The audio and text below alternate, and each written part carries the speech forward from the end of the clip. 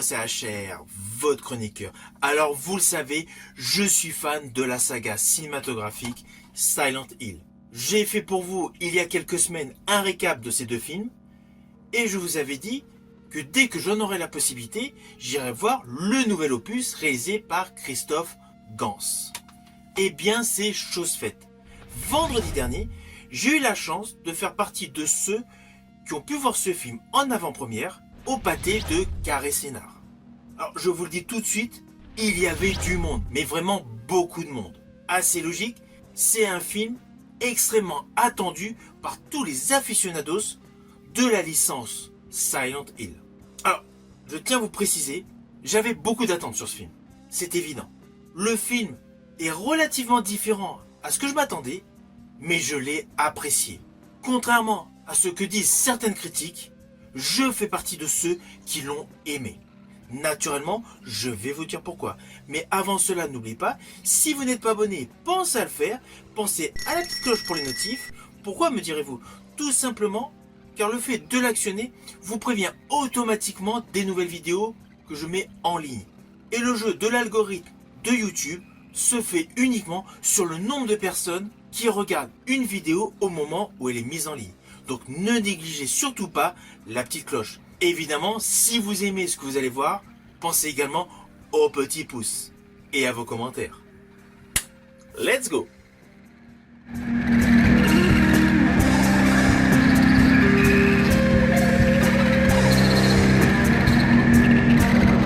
Alors ce nouvel opus cinématographique de la franchise Silent Hill, c'est-à-dire Retour à Silent Hill, réalisé par Christophe Gans, est typiquement le genre de film où tu restes assis 2 minutes de plus à la fin du générique et tu te dis « Punaise, là j'ai ressenti quelque chose ». Alors ce n'est pas un film qui va vous sauter à la gorge. Il est moins horrifique que ce qu'on pourrait imaginer. Mais c'est un film qui t'infiltre. C'est un film d'horreur qui te possède. Christophe Gans n'a pas fait pléthore de films. Son dernier en date, je crois me rappeler, c'est La Belle et la Bête. Sinon, il a peu de réalisations à son actif. Mais chacun de ses films laisse une empreinte magistrale. J'avais aimé le premier Silent Hill qu'il avait lui-même réalisé il y a 20 ans de cela, en 2006. Et parmi ses autres films, j'avais largement apprécié Le Pacte des Loups.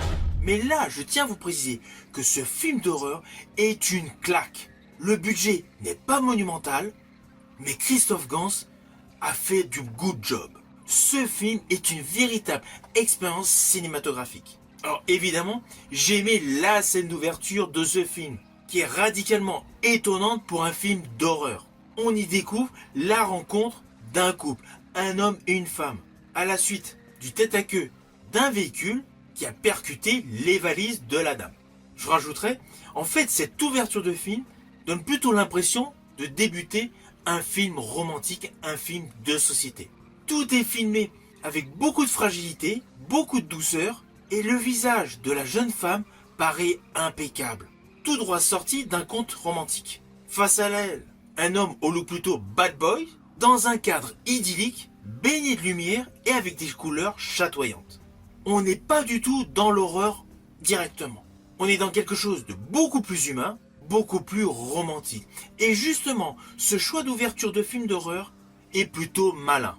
Car implicitement, on s'attache tout de suite aux deux personnages. On se dit, qu'est-ce qui va leur arriver? C'est un petit couple qui se rencontre, qui tombe amoureux, sous un beau soleil, et pourtant nous savons que nous sommes dans le préambule d'un film d'horreur issu de la licence Silent Hill. Vous allez vous rendre compte tout de suite que c'est indéniable, le réalisateur Christophe Gans veut qu'on ressente pleinement leur histoire d'amour, leur passé, leurs blessures. Pas uniquement pour les voir courir dans le brouillard, car évidemment, cela va arriver. Alors l'autre chose qui est topissime dans ce film, c'est toute la narration qui paraît floue. En fait, on ne sait pas du tout en quelle époque on se situe. Alors, lorsque je dis quelle époque, je parle du déroulé de l'histoire de ce couple amoureux. Assez rapidement, le héros de ce film est dans un bar et émerge d'un cauchemar. Cette scène qui se situe assez rapidement au début du film, en fait, nous fait perdre pied. On ne sait pas du tout si on est dans le passé, dans le présent, dans le futur. De même, à chaque fois qu'on découvre la jeune femme. Car tout au long de ce film, il y a un réel jeu sur la timeline. Entre les flashbacks, les souvenirs et les moments qui paraissent fantasmés. Car si vous êtes concentré durant le film, vous allez vous dire, attends, on est dans le passé, ça s'est passé, ça va se produire? Est-ce tout simplement une projection? Le réalisateur Christophe Gans nous permet d'avoir un doute constant sur la timeline. Alors sincèrement, j'apprécie pleinement lorsqu'on regarde un film d'horreur qu'on se pose de véritables questions. On n'est pas uniquement spectateur. Là, notre cerveau travaille. Et surtout, cela crée un certain malaise subtil. En fait, dans ce film, on n'est jamais complètement stable. Et justement, pour un film issu de la saga Silent Hill, c'est parfait. Toute cette perte de repères, c'est exactement ce que je recherchais. Du coup, on vit pleinement avec les deux personnages principaux. On n'est pas uniquement spectateur de tout ce qui leur arrive. Alors attention, outre le fait du début du film, petite rencontre amoureuse, cadre idyllique, cela reste un film d'horreur, avec des images trash. Je vous rassure, pour tous les aficionados du genre, il y a des séquences trash, des scènes crades et dérangeantes. Tout l'aspect graphique d'horreur se retrouve dans ce film Retour à Silent Hill. Que ce soit les sortes de méta-cafards, je vais les appeler comme ça, ça ressemble de loin à des cafards, mais en fait, c'est plus des choses organiques qui se propagent telles des fourmis, ou la sorte d'araignée humaine en apparence composée de corps humains. Sans oublier la scène avec la jeune fille qui tient une poupée. Franchement, je n'étais pas du tout prêt. Alors, je vous rassure, je ne vais rien vous spoiler sur le plan scénaristique. Mais voilà, tout au long de ce film, il y a pléthore d'éléments horrifiques, totalement gore, totalement trash, totalement dérangeants.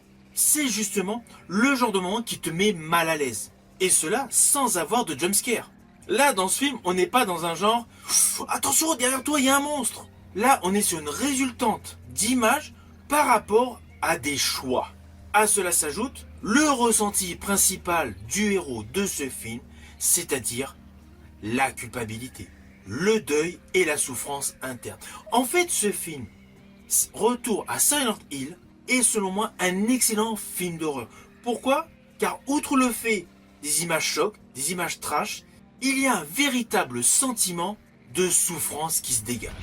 Le héros est totalement traumatisé, d'où une horreur émotionnelle. J'ai justement trouvé ça super intéressant de retrouver ça dans un film gore. Car oui, il y a des éléments gore. Mais outre quelques séquences grand spectacle à sensation, le fond de l'histoire est psychologique. Et justement, cela change des deux précédents opus. Film qui jouait davantage sur le côté de la secte, de la mythologie de l'histoire et du cauchemar collectif. Là, c'est beaucoup plus intime. Et le plus souvent, c'est triste. On pourrait même dire que tout au long de ce film, il y a une sorte de mélancolie qui se dégage. Alors sur le plan visuel, Gans a fait un super travail, on va pas se mentir. Les décors sont dingues.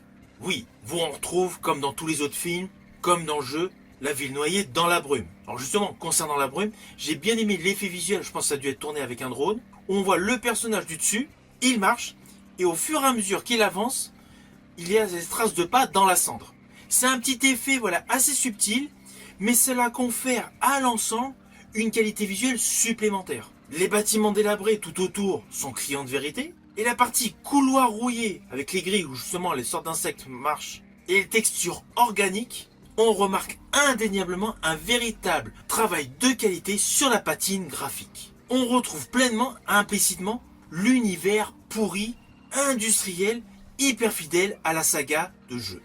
Cela n'empêche pas que malgré tous les plans séquences nous dévoilant des décors totalement horrifiques, il y a certains plans qui pourraient être poétiques. Alors perso, j'ai aimé ce mélange de gothique, de chair, de rouille et de brouillard. Ceci dit, Christophe Gans l'avait déjà parfaitement exploité dans sa version de Silent Hill en 2006. Alors les effets spéciaux sont de bonne qualité. Je reconnais qu'il y a à 2-3 moments dans le film, il y a certains CGI concernant les bâtiments de la fameuse ville Silent Hill, surtout vu à distance, laisse quelque peu à désirer. Mais c'est très rapide. Sinon, tous les effets spéciaux sont de bonne qualité. Tout comme les make-up et tout ce qui est VFX. Alors, dans les effets spéciaux, j'ai aimé le côté innovant de l'être sans bras qui s'écarte et en lançant du sang noir, en projetant du sang noir sur le héros, en fait, ce sang noir agit comme de l'acide. J'ai trouvé cette idée totalement innovante. Alors, il y a un autre effet visuel que j'ai bien aimé, qui est pourtant très simple, c'est celui où on découvre la femme médecin qui s'occupe donc du héros par l'intermédiaire d'un téléphone. On s'aperçoit au tout début du film, à chaque fois qu'elle apparaît, que sa vision n'est pas claire. À chaque fois, on a l'impression qu'on est derrière une vitre légèrement éclatée. C'est un effet visuel assez particulier qui pousse à la réflexion. Je me suis demandé à plusieurs reprises, mais pourquoi on la voit ainsi? En fait, on a l'explication plus tard. N'oubliez pas que ce film Silent Hill exploite principalement de l'horreur psychologique. Je voulais préciser. À plusieurs moments, on ne sait pas du tout sur quelle timeline on est. On ne sait pas si on est dans le passé, dans le présent ou une projection de l'avenir. Et bien justement, cet effet visuel confère quelque chose de très particulier qui s'explique au moment du dénouement de ce film. Alors oui, cet opus de Silent Hill est différent des deux précédents. Si vous recherchez le côté série, culte, mythologie, vous serez légèrement déçu. Pourquoi? C'est légèrement mis en retrait. Mais perso, ça ne m'a pas gêné. Parce qu'en fait, ce film essaye clairement de faire autre chose, de faire quelque chose d'innovant. Ce n'est pas du tout on refait la même chose que dans le premier film. Là, en fait, on raconte une autre facette de cet univers rattaché à Silent Hill. Une vision beaucoup plus humaine, plus psychologique, plus émotionnelle, beaucoup plus introspective. Et c'est justement courageux du réalisateur Christophe Gans. Cela confère au film un statut totalement innovateur.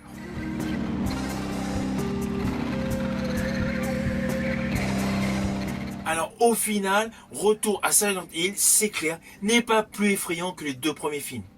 Il n'est pas plus spectaculaire, mais il est beaucoup plus émotionnel, inquiétant, abouti et réussi.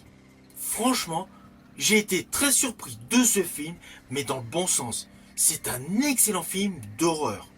J'ai passé un très bon moment, et ce qui fait encore plus plaisir, c'est de se dire, ce bon film d'horreur est réalisé par un Frenchie.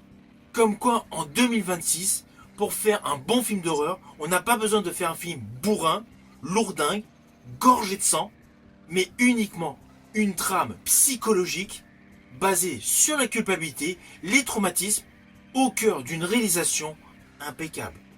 Naturellement, je vous invite grandement à découvrir ce film, Retour à Silent Hill. N'hésitez surtout pas à me mettre en commentaire votre opinion une fois que vous l'aurez vu. Mais je tiens à le redire une nouvelle fois, j'ai vraiment apprécié ce film. Je vous dis à bientôt pour une prochaine vidéo.